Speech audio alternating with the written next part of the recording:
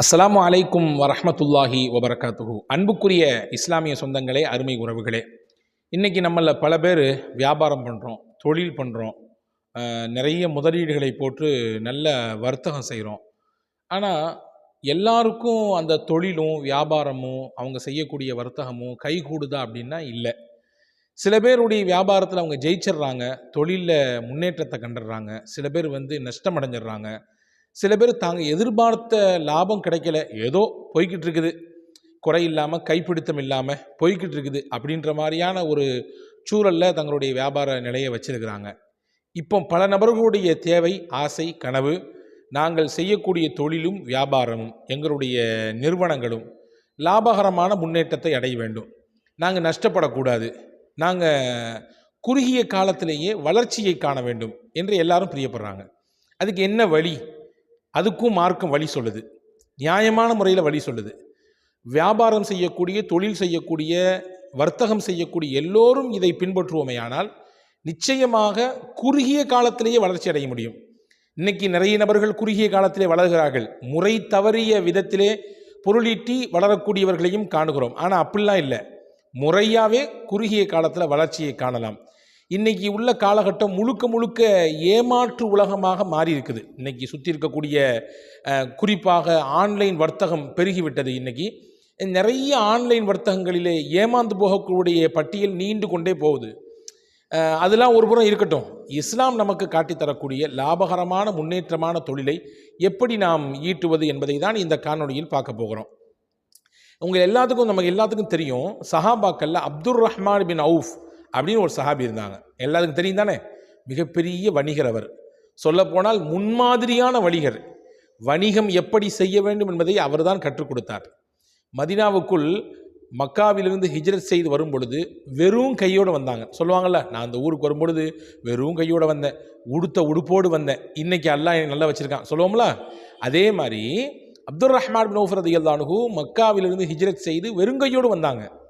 ரசூல் ஸல்லல்லாஹு அலைஹி வஸல்லம் மதீனாவுக்கு வந்த பின்னாடி பல சஹாபாக்களோடு மக்காலிருந்து வந்த சஹாபாக்களை இணைச்சி வச்சாங்க. அதாவது சகோதரத்துவம், இஸ்லாமிய சகோதரத்துவம் இணைத்தார்கள். அப்படி இணைப்பில் இவருக்கு ஒரு தோழர் கிடைத்தார்.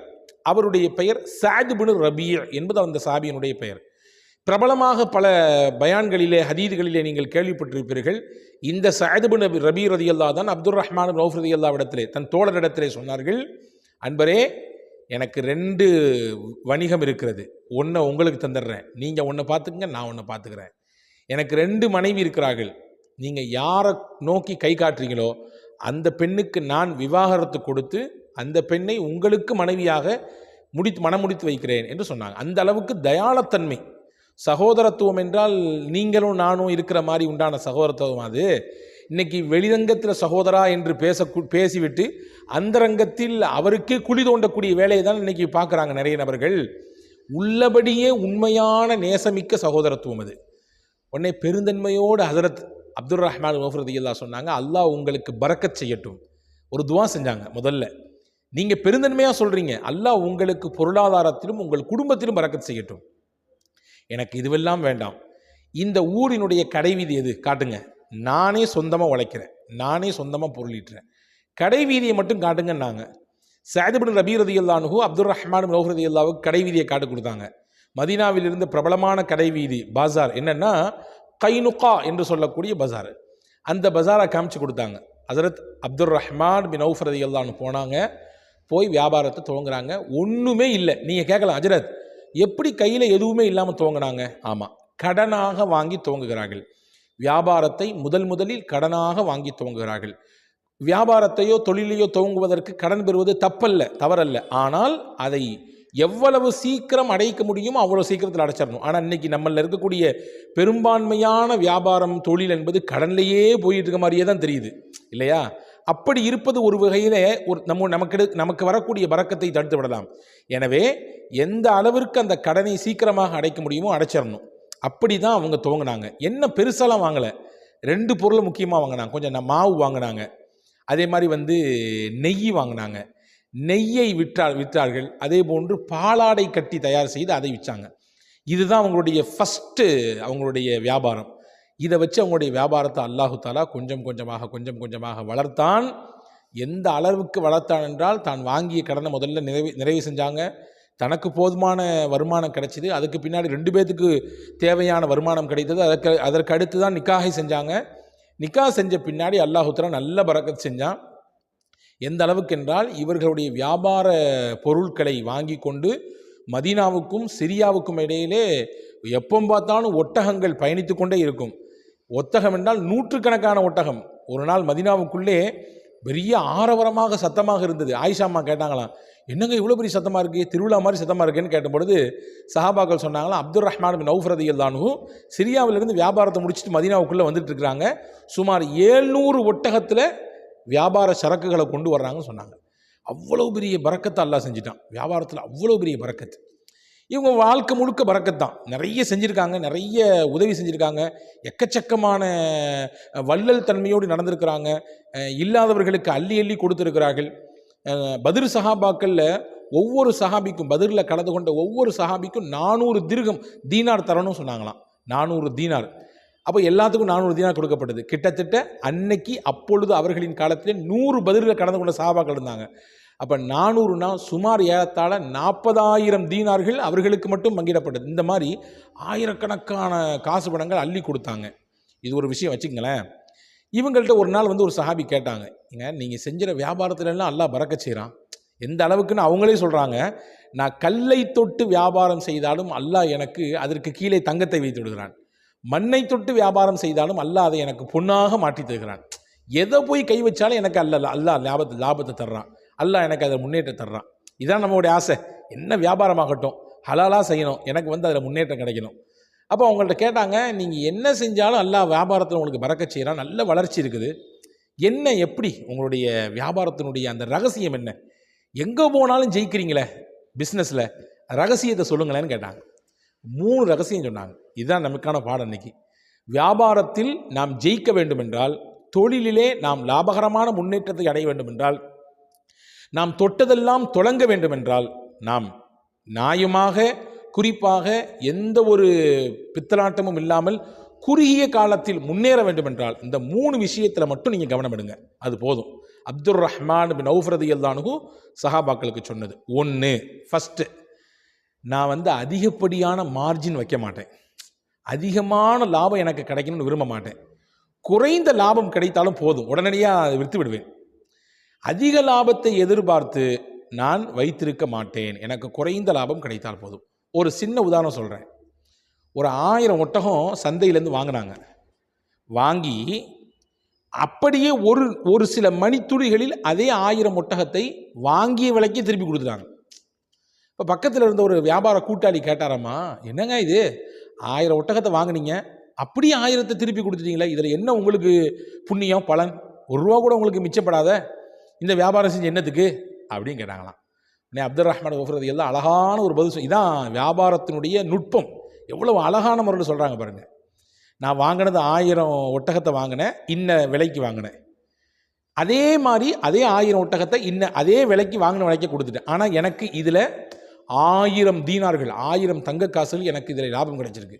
எப்படிங்க ஆச்சரியமாக கேட்டார். நான் வாங்கின ஒவ்வொரு ஒட்டகத்திலையும் அதனுடைய கழுத்திலே ஒரு கயிறு மாட்டி இருந்தது.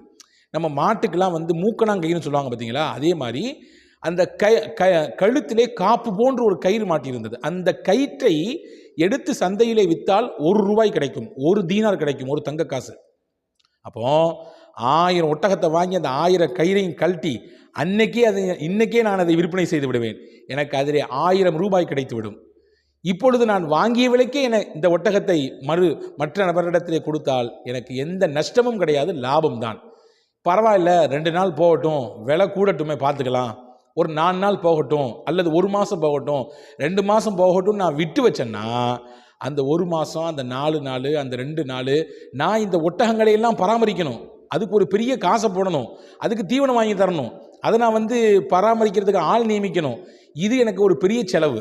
எனவே அதையெல்லாம் விட்டுட்டு அன்னைக்கு அப்போ எனக்கு கிடைச்சது ₹1000 இருந்தாலும் பரவாயில்லை, இது ஒரு வியாபாரம் தானே, இது ஒரு லாபம் தானே, போதும் என்று நினைத்தேன் என்று ஹஜரத் அப்துர் ரஹ்மான் பின் அவுஃப் ரலியல்லாஹு சொன்னாங்க. அப்போ அன்பர்களே, வியாபாரத்தில் வளர்ச்சி கிடைக்க வேண்டும் என்றால் முதலாக செய்ய வேண்டியது குறைந்த கொஞ்சம் லாபம் போதும் என்ற நிலையிலே நாம் வியாபாரத்தை நடத்துவோமேயானால் அல்லாஹ் அதிலே பெரிய பரக்கத் செய்வான். ஒன்று.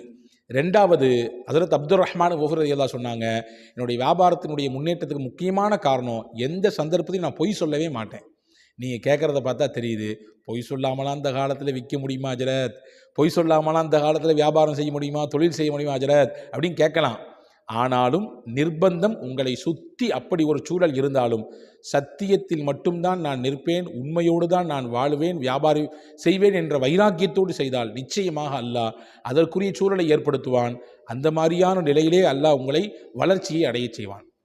அப்துர் ரஹ்மான் கஃபூர் ரலியல்லாஹு சொன்னாங்க, பொய் சொல்லாமல் நான் வியாபாரம் செய்வேன், உள்ளதை உள்ளபடி சொல்லுவேன், மறைக்க மாட்டேன், உள்ளொன்று வெளியொன்று அப்படியெல்லாம் சொல்ல மாட்டேன், உண்மையைத்தான் சொல்லி வியாபாரம் செய்வேன். இது ரெண்டாவது ரகசியம், வியாபாரத்தில் முன்னேற்றம் அடைவதற்கு ரெண்டாவது ரகசியம். ரசூலுல்லாஹ் சும்மா ஒன்றும் சொல்லலை, நாளை மறுமையிலே உண்மையான வியாபாரிகள் நபிமார்களோடு இருப்பார்கள் என்ற வார்த்தை எவ்வளவு பெரிய வார்த்தைன்னு நம்ம உங்களுக்கு புரியணும். சும்மா ஒன்று அந்த அந்தஸ்து கிடைச்சிடாது. வியாபாரத்தில் அவ்வளவு சூழல் நெருக்கல் வரலாம், பொய் கூறுவதற்குரிய வாய்ப்பு வரலாம், உள்ளதை மாற்றி சொல்லக்கூடிய நிலை வரலாம். ஆனால் அதையெல்லாம் தவிர்த்துட்டு உண்மையோடு இருக்கும் பொழுது அதில் அல்லாஹ் ஒரு பரக்கத்தை வைத்திருக்கிறான். ரெண்டாவது விஷயம். மூணாவது முக்கியமான விஷயம், நான் எந்த பொருளை விலை பேசிவிட்டேனோ அதை உடனடியாக விற்பனை செஞ்சிருவேன். விலை பேசி வைக்கப்பட்டதை தாமதம் செய்ய மாட்டேன். விலை நிர்ணயம் செய்யப்பட்டுடுச்சு, இதுதான் இன்னைக்கு மார்க்கெட் ரேட்டு, உடனே விற்றுடுவேன். ஒரு மாதம் போனால் விலையேற்றம் வருமே, அப்போ விற்றா நமக்கு நிறைய லாபம் கிடைக்குமே, அப்படிலாம் நினைக்க மாட்டேன். விலை நிர்ணயம் செய்யப்பட்டு விட்டால், விலை பேசப்பட்டு விட்டால் உடனடியாக அதை தள்ளிவிடுவேன், வைத்திருக்க மாட்டேன், இருப்பை இருக்க விட மாட்டேன். உடனடியாக அதை காலி செய்வதற்கு, அதாவது ஸ்டாக் வச்சே இருக்கணும்னு நினைக்க மாட்டேன். உடனுக்குடன் அந்த ஸ்டாக்கை எல்லாம் உடனே வெளியே தள்ளிடுவேன், புதுசு வாங்குவேன். இந்த 3 விஷயம்தான் என்னுடைய வியாபாரத்தினுடைய முன்னேற்றத்திற்கு முக்கிய காரணம் என்று ஹஜ்ரத் அப்துர் ரஹ்மான் பின் அவுஃப் ரலியல்லாஹு அன்ஹு சொல்கிறாங்க. அன்புக்குரியவர்களே, அன்புக்குரிய வியாபாரிகளே, தொழிலாளிகளே, வர்த்தகர்களே, இதை நீங்கள் கவனத்தில் கொள்ளுங்கள். இந்த 3ம் நம்முடைய வாழ்க்கையில் இருந்தால் நிச்சயமாக நாமும் குறுகிய காலத்தில் வளரலாம். இங்கே என்ன விஷயம்னா, இது ரொம்ப நாள் எடுக்கலை, இவங்களுக்கு ரொம்ப நாள்லாம் எடுத்து இவங்க வளர்ச்சி அடையலை. எந்த அளவுக்குன்னா, சஹாபாக்கள் குறிப்பாக நாயகத்தினுடைய துணைவியார்களுக்கெல்லாம் இவர்கள் ஒரு பெரிய உதவி செஞ்சுருக்காங்க, பெருங்கொண்ட உதவி. இவங்களுடைய வரலாற்றை எழுதும் பொழுது பார்த்தா மில்லியன் கணக்கில் அவங்களுக்கு சொத்து இருந்துச்சாமா, மில்லியன் கணக்கில் அந்த காலத்திலேயே. இன்றைக்கி என்ன டாடா பிர்லாம் இல்லாமல் அன்னைக்கு அவர்கள் அதையெல்லாம் மிஞ்சும் அளவிற்கு அவர்களுடைய பொருளாதாரத்திலே வளர்ச்சி கண்டிருந்தாங்க. அப்போ இந்த 3 விஷயம் அவர்களுடைய வாழ்க்கையில் இருந்தது. நாமும் இதை கவனத்தில் கொள்வோம். கூடுதலாக ஒரு விஷயத்தை நான் சேர்த்து சொல்கிறேன். நம்முடைய வியாபாரம், தொழிலும், வர்த்தகமும் பெருக வேண்டும் என்றால் நமக்கு அல்லாஹ் தரக்கூடிய ரிஸ்கிலே ஒரு பகுதியை நாம் ஏழைகளுக்கு, இல்லாதவர்களுக்கு கொடுக்க வேண்டும், வழங்க வேண்டும். வள்ளல் தன்மை என்ற அந்த தன்மையின் ஒரு சின்ன பகுதியாவது நம்மிடத்தில் இருக்க வேண்டும். இருந்தால் அல்லாஹ் நம்முடைய பொருளாதாரத்தையும் வளர்ச்சி அடைய செய்வான். ஒரு சின்ன உதாரணம் சொல்ல பாருங்க. இன்னைக்கு வேலூர் பக்கத்தில் ஒரு ஊர் இருக்கிறது, மேல் விசாரம். செல்வம் படைத்த பெரும் நபர்கள் எல்லாம் வாழக்கூடிய ஊர் அது. அந்த ஊரிலே ஒரு கல்லூரி இருக்கிறது. நம்மிலே பல நபர்கள் அதில் அந்த கல்லூரியிலே பயின்று இருக்கலாம். அப்துல் ஹக்கீம் காலேஜ் என்று ஒரு காலேஜ் இருக்கிறது. வள்ளல் அப்துல் ஹக்கீம் உடைய பெயரிலே அந்த காலேஜ் இருக்குது, அந்த கல்லூரி.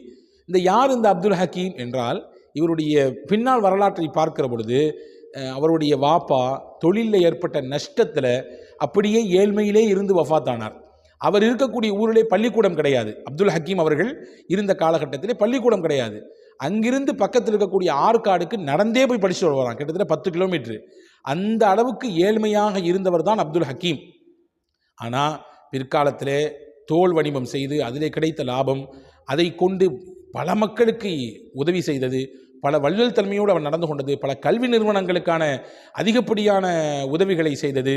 இன்றைக்கி கூட சென்னையிலே சென்ட்ரலுக்கு ஆப்போசிட்டில் இருக்கக்கூடிய சித்திக் சராய் என்று சொல்லக்கூடிய ஒரு கூடம், பயணிகள் தங்குவதற்காக வேண்டி இருக்கக்கூடிய ஒரு அமைப்பான ஒரு இடம் அது. இன்றைக்கும் அது இலவசமாக குறிப்பிட்ட சில நாட்களுக்கு பயன்படுத்தப்படுகிறது. அது யார் கட்டி கொடுத்ததுன்னா இந்த அப்துல் ஹக்கீம் சாஹிப் தான் கட்டி கொடுத்தது.